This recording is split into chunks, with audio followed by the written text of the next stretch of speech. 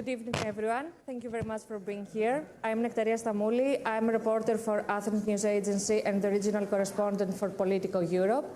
And with me today, I have a very distinguished guest, the Prime Minister of Kosovo, Mr. Albin Kurti. And we're going to discuss an issue that, it's of special interest to here in Greece, the Balkans, and how the war in Ukraine affects the Balkans and whether it risks to inflame further tensions there.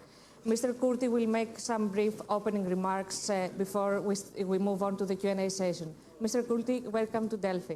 The floor is yours. Thank you very much for this warm welcome, and thank you for having me at Delphi. It's my first time in Delphi, even though I've been many times to Greece. 2 weeks ago, we marked 1 year in office as a new government, and it has been generally a very good year for Kosovo. We did manage well the pandemic COVID-19. When I took office on 23rd of March last year, there were no vaccines and no contracts on vaccines. And nowadays, I'm proud to say that Kosovo is at the top of the Western Balkans when it comes to low death rate and high vaccination rate. We never even considered to take vaccines from Russian Federation or from China, only those which were European verified EMA and American FDA. Economy was doing well as well in this year. We have had 10.53% of GDP as economic growth. It is the highest since the liberation of our country. Then we have had increase in tax revenues by 34% without changing fiscal policy. Because when people are hopeful, when people are optimistic, they rather spend than save. And there is a new discipline in tax administration. And in addition, when people see that there is no corruption in the government, they are more ready to pay taxes. We have had increase in FDI, foreign direct investment, by 22% year on year. And then we, at the same time, had an increase in exports by 83%, including here ICT sector, where 60% of the products in information communication technology sector are for exports. But we also were doing well in exports of wood processing, metal processing, leather, textile, and food production. We made public education free even in the university level. And we also distributed some of the growth that we had. So we increased pensions by 11%, and specifically those for disabled people by 33%.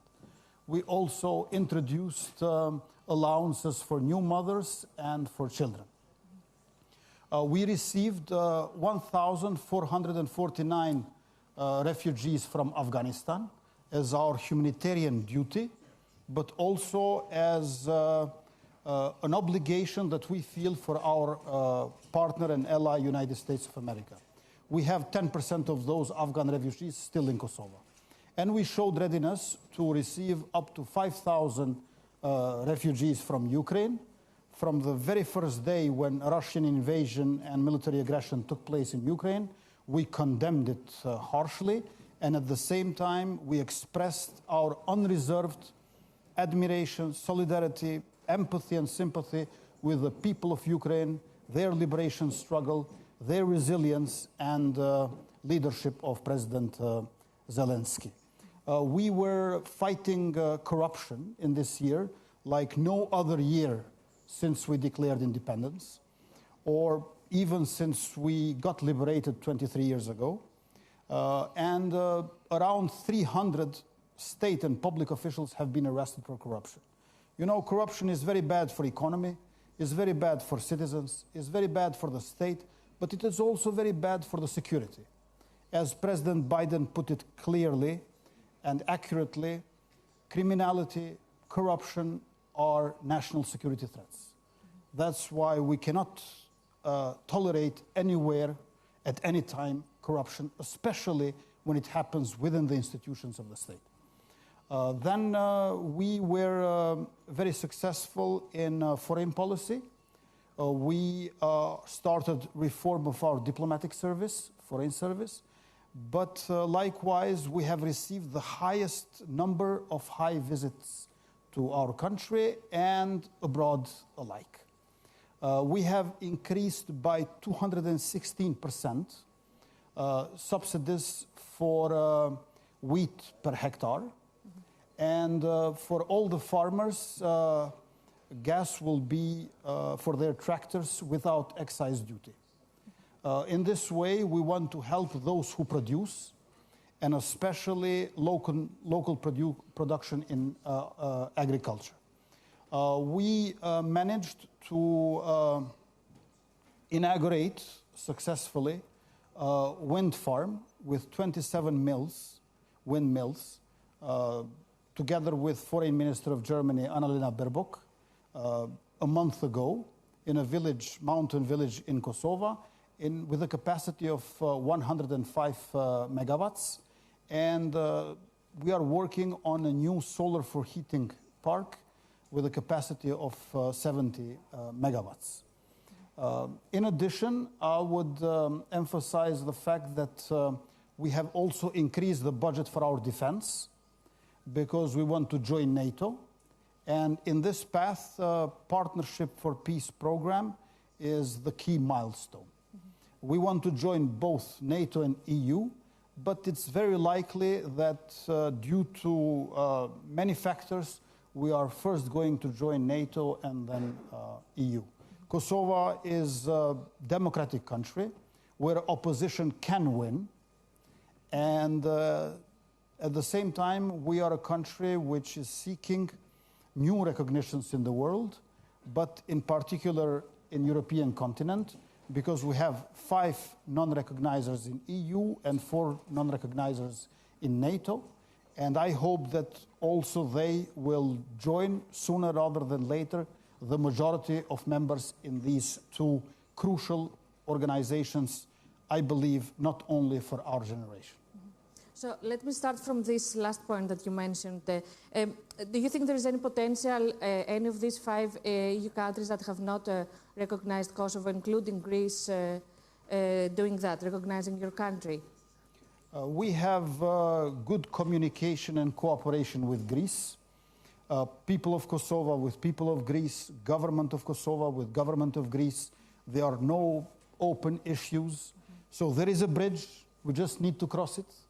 And I believe that the time is ripe for Greece to recognize Kosovo. And before that, and especially after that, we could increase our economic cooperation with economic investments, but also our trade exchange. I think that Greece is a regional leader and could help Kosovo a lot in gaining other recognitions.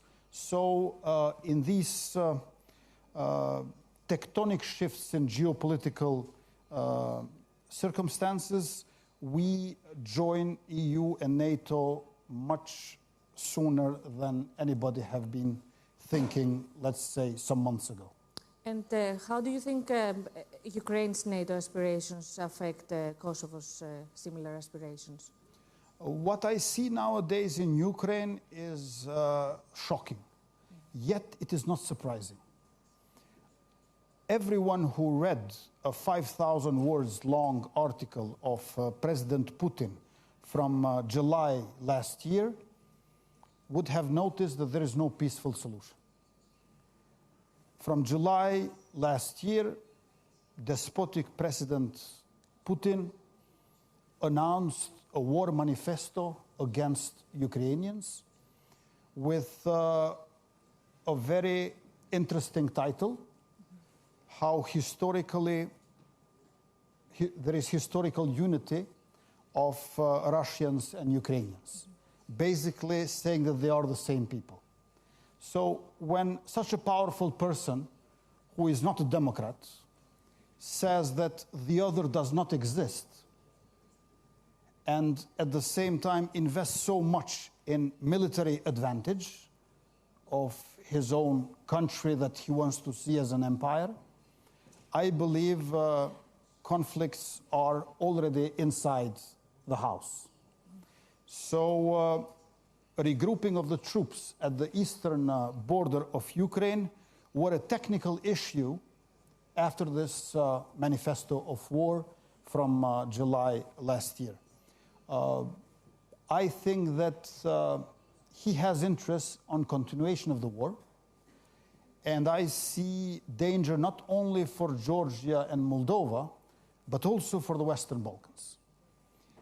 I say this because if a new conflict in Moldova or Georgia would be launched by Kremlin, then they would have to allocate a portion of their military power for these new battlegrounds. But in case of the Western Balkans, they could outsource it, so to speak, to Russian factors and actors in our region, namely Serbia, but not only. We see nowadays that Republika Srpska in Bosnia and Herzegovina has become like a Russian Kaliningrad in our region. We should not be afraid because our people are peace-loving nations, but at the same time we should be vigilant because there has been a build-up of military alliance and of energy dependence from Kremlin throughout these last 10 years. Just to take one example, in 2012, there has been only 2 joint military activities between Serbia and Russian Federation. In 2016, 50, and last year, 100, including 2 most notable, namely Slavic Brotherhood and Slavic Shield, whereas Republic of Kosovo participated with 330 soldiers in NATO military enterprise called Defender Europe 21, 27 nations together, and we were among 16 hosting countries. Has there been you recently placed a request to the US to assist, to help Kosovo with NATO membership? Has there been any response? We are in close cooperation with US, and we are doing transition of our army. We are increasing for 52% budget for defense, and we see US as an indispensable ally towards strengthening our security and defense and towards our steps for NATO membership.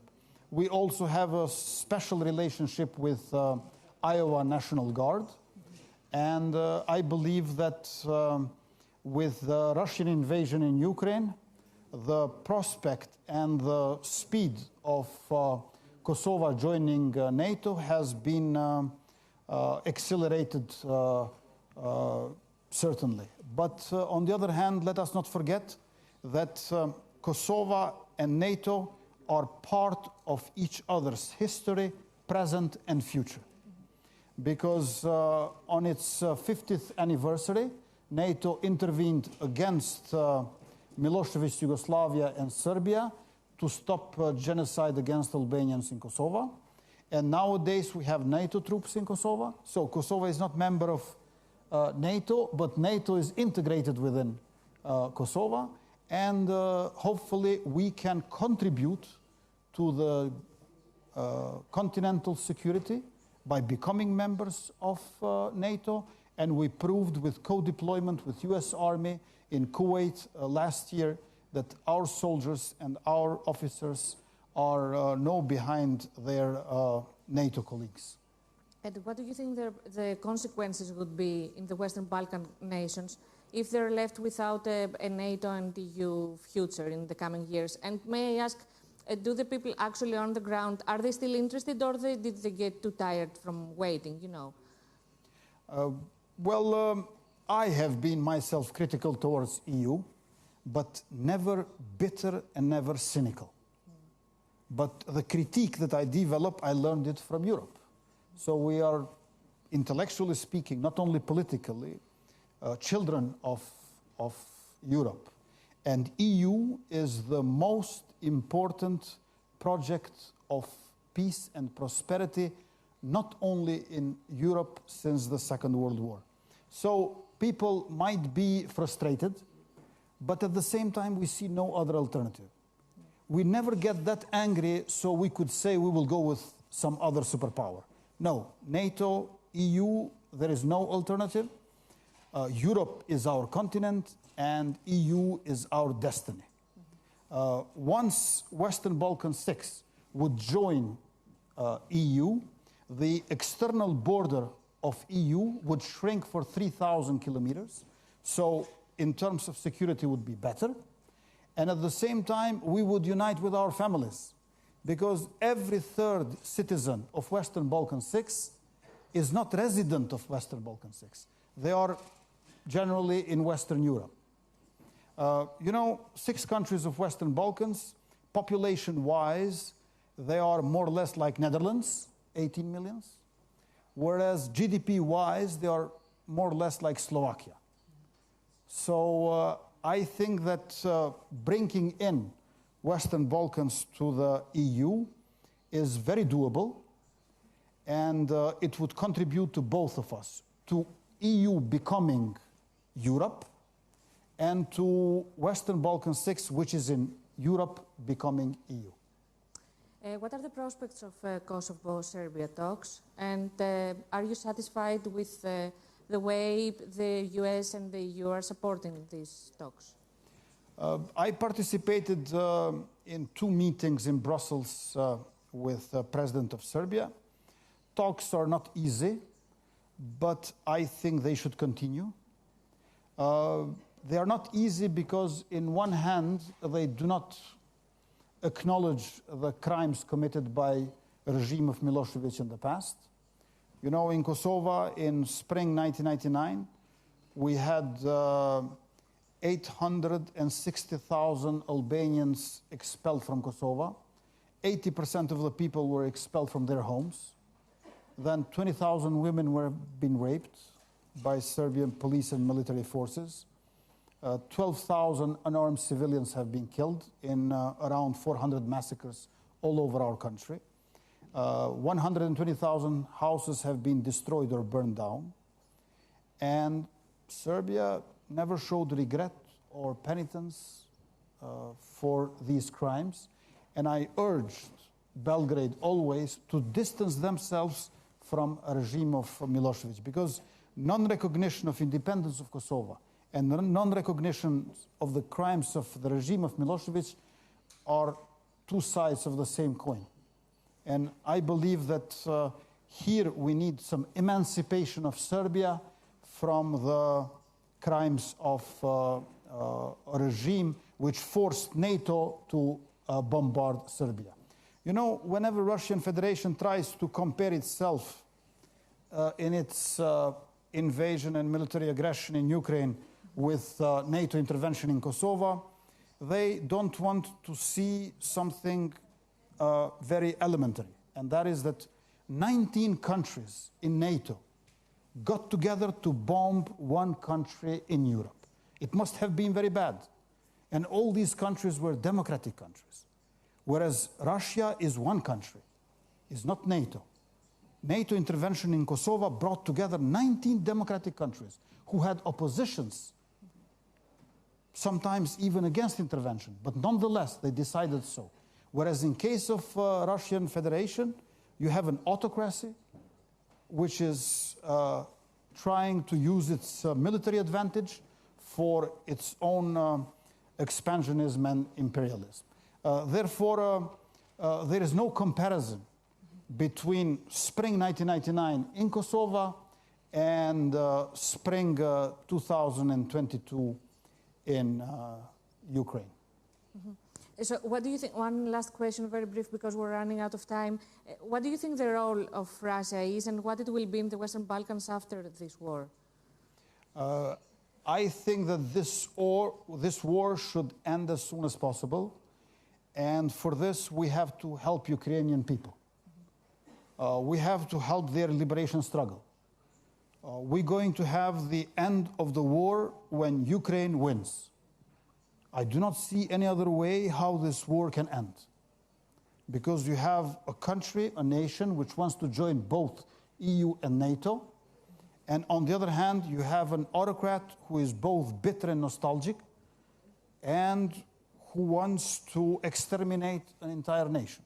So nothing short of full victory of Ukraine will end this war. And I believe that precisely with this victory of Ukraine, we can say that we can start a new century. Otherwise, as long as this war continues, we are still not in 21st century. Because what we see today, we have seen in previous centuries. In order to start a new century, we need Ukrainian liberation struggle to win over Russian invasion and military aggression.